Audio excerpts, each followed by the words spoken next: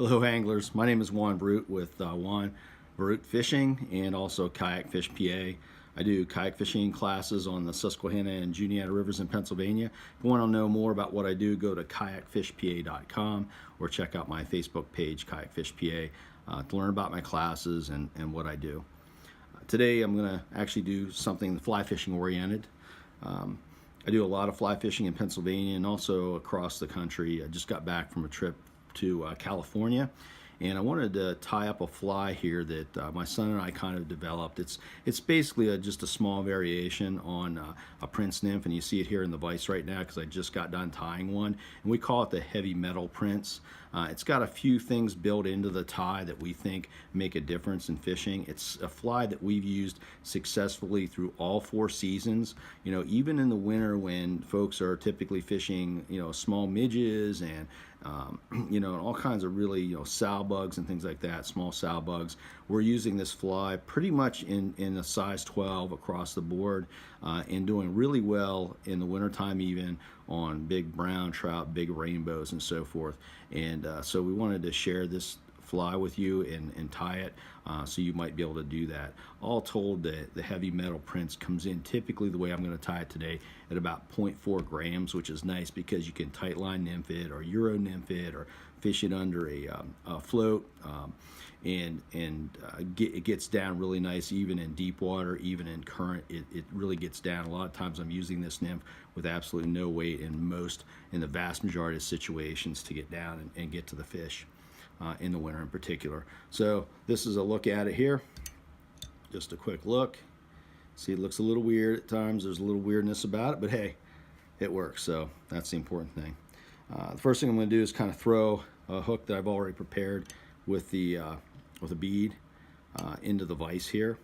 And so I got my bead positioned. I got my size 12 nymph hook here. It's a 2x long nymph hook, so it's just a basic 2x long nymph hook, and like I said, we almost exclusively tie this in a size 12.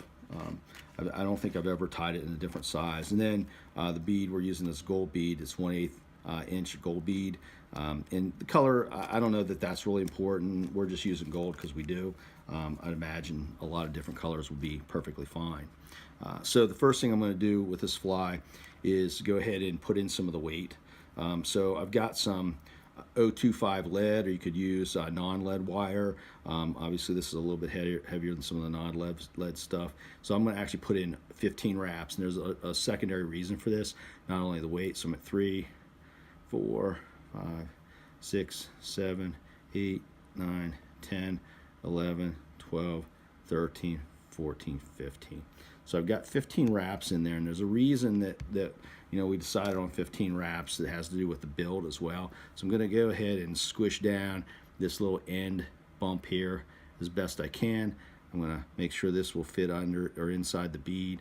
So I'm going to squeeze that down a bit, and I'm just going to slide it up against that bead really tight.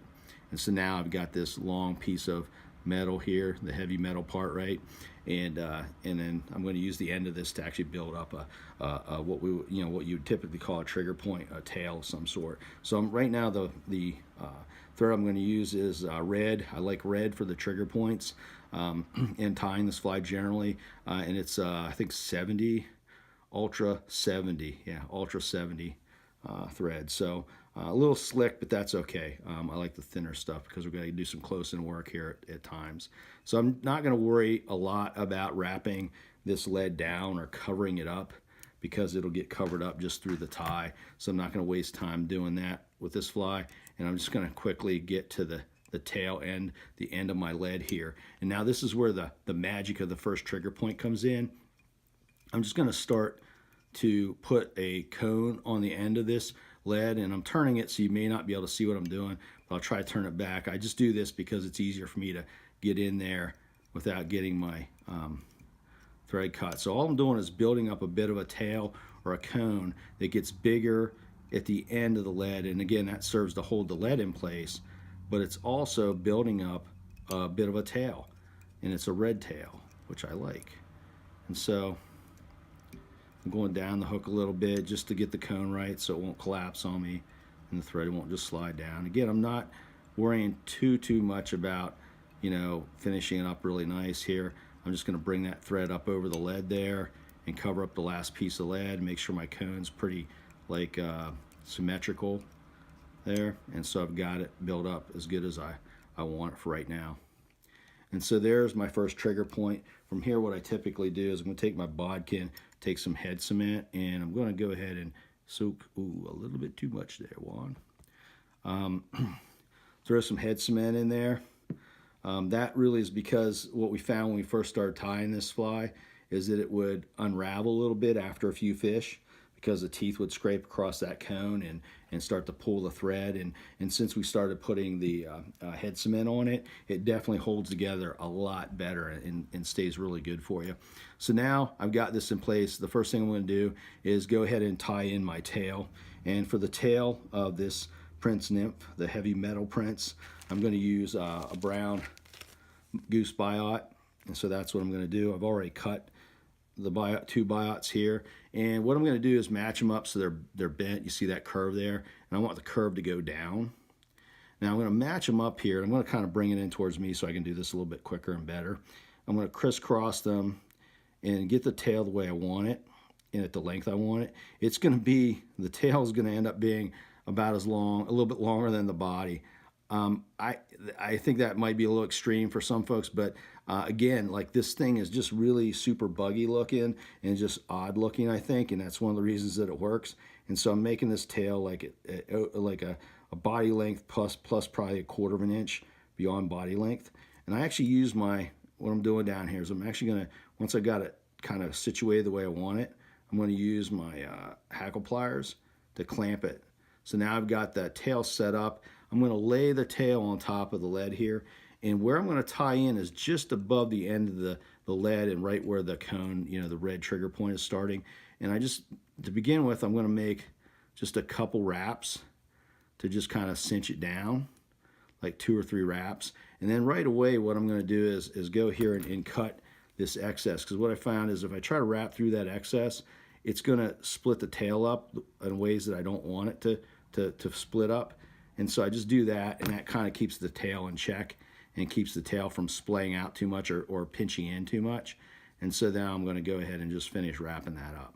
And I don't do too much wrapping there, just enough to pin it down in place. And so now I've got this tail coming off the top and curving down. A lot of the Prince Nymphs I see tied actually tie them in from the side and then splay them out. I guess that's cool and that's fine, but this is just kind of a difference in the way we do it, and that actually makes that red trigger point then visible to the fish too. So I'm just going to wrap that a few times, and I'm going to stay kind of right at the end of the lead there, because I got to tie in my second part here, my second piece. So what I'm going to use to wrap over top of the peacock herl eventually is some oval gold tinsel. And you could use any color you want. I'm just using my vise there because I know where to cut it off at. So this is oval gold tinsel, size 14 is what I'm using. Again, it's a size 12 nymph. And so I'm going to go ahead and tie this in on the side. I don't get real fancy with this. I don't worry too much. As long as I'm not extending that gold tinsel up to the head of just behind the bead. I don't want it up there. I want to keep a big gap of a 1/4 inch or so. And I just kind of tie it. I'm tying it towards the camera right now, towards the front, right? What I would call the front to you. And then I tie down or pin it down until I hit the end of that lead again, okay? So it's pinned down at the end of that lead. If I pin it down too far, I'm going to start to pinch my tail, and my tail's not going to look right. So I just kind of leave it at that. So now we've got my gold tinsel tied in there. I've already kind of pre-cut and measured, and my next material, which is the peacock herl. And you can see here, it's just strung peacock herl. I try to pick out like the thicker pieces, the bushier pieces, so to speak. And again, I'm not getting super fancy. I'm just going to tie this in a little bit on top here, just secure it down a little bit with my thread. Then I'm going to wrap it down to, again, the end of that lead. Careful not to wrap it down too far so I start to pinch that tail down. And then I'm going to go ahead and just keep wrapping up to behind the bead, because I'm going to have to tie in my materials at the end here. So now I'm going to go ahead and wrap this peacock herl and just work my way up. I'm not worrying too much about tapers and so forth. I'm just trying to get a nice tight side by side laying down of the peacock here, and just kind of working my way up. I've got 3 strands. I might be able to work with 4 strands. And so I'm going to go clear the front. I'm not going to go the whole way behind the bead with these wraps. I want to leave about 1/8 of an inch because I've got to leave some room, some gap there to put in my second trigger point, but also to make sure that I have room for there we go. That I have room to tie in my wings. And so a couple wraps over that, a couple wraps in front of that just to secure it down. I got it there. I'm just going to go ahead and secure. You see how I hold my scissors here so I can control my scissors better. I use my hand on my vise and just kind of use my thumb there to guide. And I just clip that off. And so I'm pretty good. I might take a couple because I get crazy about this. Just a couple more wraps. So now I've wrapped it this way, and I'm going to take the gold tinsel oval. It's gold oval tinsel, and I'm going to just make a spiral. And the gap between the spirals, I just try to keep it consistent. You can do it however you want to. I just try to make sure that I've got consistency in my wraps so it doesn't look real bad. I don't think the fish really even care. So there we go. We're clear up here. We're going to wrap a couple times to secure that tinsel down. Again, switch to the front, wrap it in to secure, lock it in. And then I'm just going to go ahead and cut it as close as I can to the thread to get rid of it. And everything will tighten up here eventually, so I'm not going to lose too much sleep over things. So there we go. Now we're ready for the next step, which is to tie in some hackle. And all I'm really using here is hen neck brown on this fly. I've used barred hackle too, which is totally awesome. I like tying this fly with barred hackle.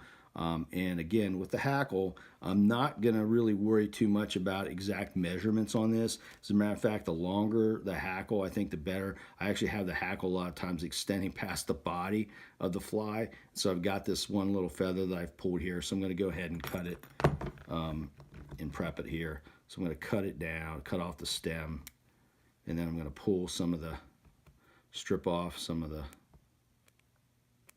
feathers here. All right. I'm going to tie it in. When I tie it in, I'm going to make the curve go towards the tail of the fly, so I get a nice shape with my tie-in. So I usually do a couple wraps over like this, 2 or 3 here, and then I usually, it's twisted on me a little bit. Might need to start over there. There we go. Had a little twist factor there. Tie it a couple times there, and then I kind of come in the opposite side of the hackle a couple times, and that usually makes it kind of straightens out the hackle so you can wrap it really nicely. So you can see there how straight that makes it when you wrap one side of the feather and then the other side of the feather a couple times. So now I've got a really nice setup, and I'm just going to take my hackle pliers here, get my bobbin a little bit out of the way. You can see I kind of work like really tight in with stuff and don't really slow down. I just keep moving.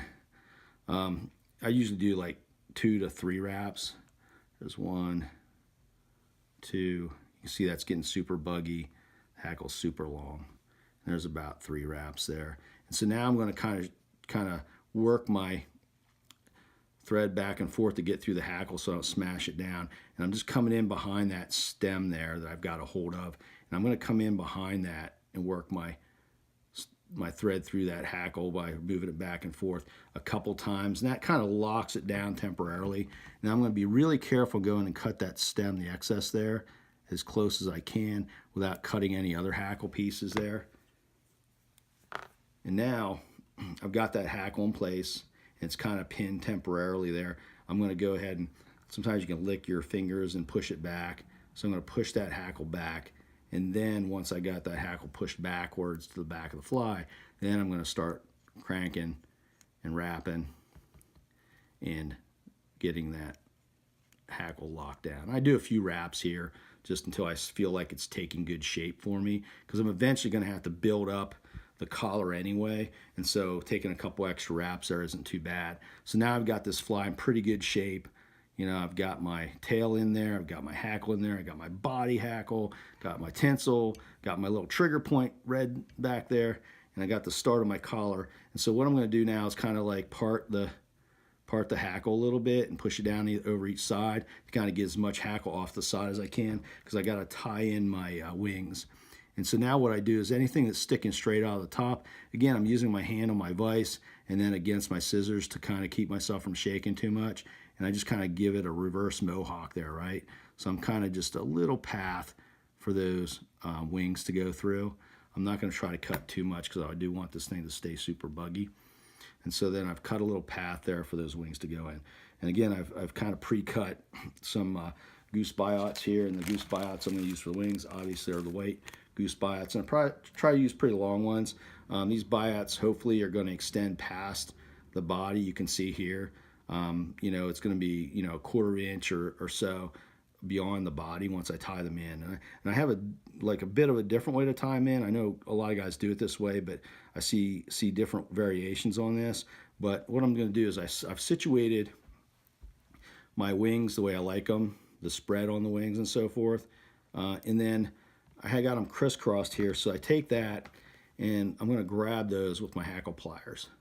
I use my hackle pliers a lot on this tie to position things and get them the way I like them. Now I'm going to take these feathers. Now I've got the curve right going up. So I take these, what's going to be the wings, the feathers here, and I lay them on top where I'm going to tie them in behind the bead. And I get them situated the way I like them. And I'm going to take like kind of, you know, one kind of loose wrap here or semi-loose wrap down through just to make sure that I got it right. And I can always adjust this a little bit later. I'm catching too much hackle there, so I'm going to back off on that. And so I take a second wrap, and then I take sometimes a third wrap, but I'm going to take 2 here because I got to adjust some things. And so I bend this up, the tag end I have a hold of, I'd like to bend it up because what it's doing is kind of locking that, locking those wings into place. And I like the wings splayed out a little bit too much, so I'm just going to kind of work with them a little bit here and kind of pull them back in a little bit tighter before I start to lock them down. And you can do it at this point because I've only got 2 kind of semi-loose wraps going on there, and I can even straighten them up to make sure they're straight on the body. Now once I've got the wings pretty much where I want them and how I want them before I really lock everything down, I cut off that tag that I had a hold of, and I leave a little bit there because that's what I'm tied into. And then I just fold the wings back, and I still have time to adjust. They're still spread a little bit more than I like right there, but that's okay. I still have time to adjust. So I've got the wings pointed backwards, and now I'm going to try to get my hackle out of the way there. And now I'm just going to go ahead and come over top of the wings a little bit. Missed it that time, but I'll get it the second time.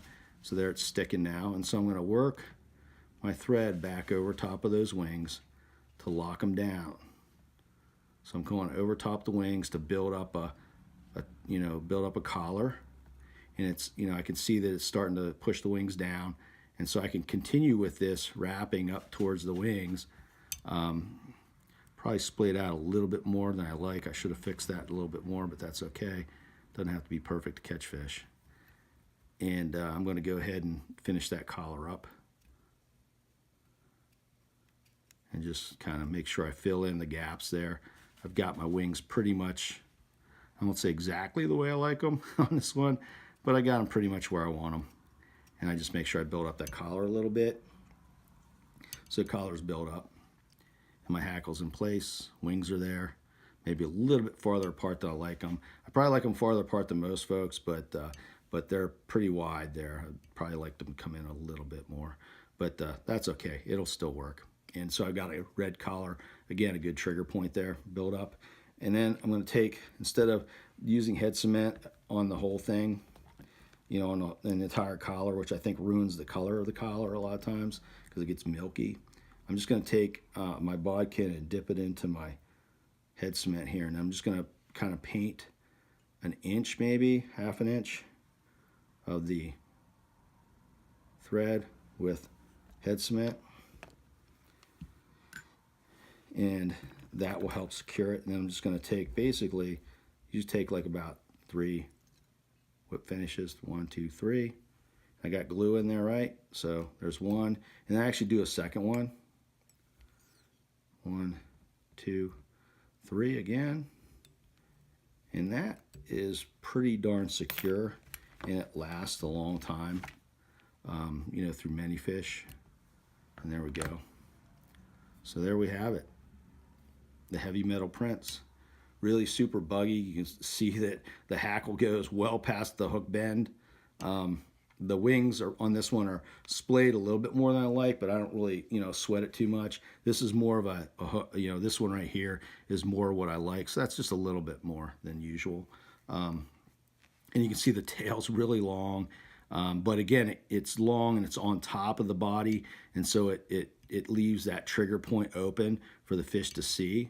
And I think that's one of the things that works with this fly.